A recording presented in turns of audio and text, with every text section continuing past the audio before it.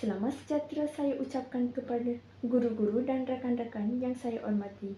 Nama saya ialah Sushmita Dharmalingam dari Sekolah Menengah Kebangsaan Konvent Ipoh. Hari ini, saya ingin menyampaikan sebuah resensi buku yang bertajuk Permainan Gelap Truth or Dare. Buku ini ditulis oleh Iwan Rias dan diterbitkan pada tahun 2022 oleh Blinks Book Sendirian Berhad. Buku ini bergenre fiksyen seram dan mengandungi 119 muka surat yang dibahagikan kepada 11 bab. Buku ini mengisahkan sekumpulan remaja yang bermain permainan truth or dare, tetapi bukan sebarang permainan. Permainan ini membawa mereka ke dalam situasi-situasi ngeri, misteri dan mencabar nyawa. Apa yang pada awalnya berkelihatan seperti bergurauan, bertukar menjadi pengalaman yang mengharukan, menghantui mereka. Setiap cabaran mempunyai akibat yang menyeramkan.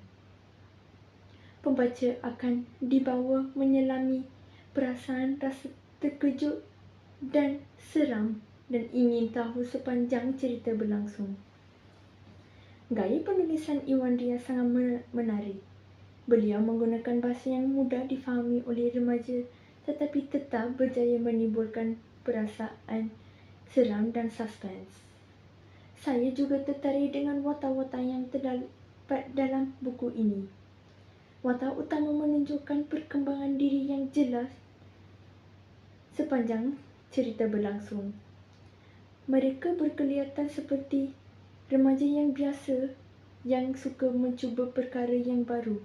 Tetapi apabila mereka berdepan dengan cabaran demi cabaran, mereka belajar tentang keberanian, pengorbanan dan bertanggungjawab.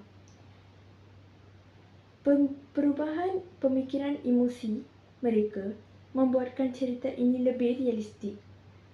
Saya sangat suka buku ini kerana mempunyai banyak mesej tersirat, iaitu akibat memilih jalan yang salah dan kepentingan membuat keputusan dengan bijak dan cerdik.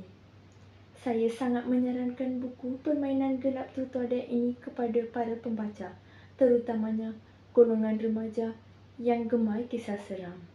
Walaupun cerita ini fiksyen, kita boleh ambil iktibar agar tidak melakukan sesuatu yang boleh mendatangkan bahaya kepada diri dan orang lain. Sekian sahaja resensi buku saya. Terima kasih.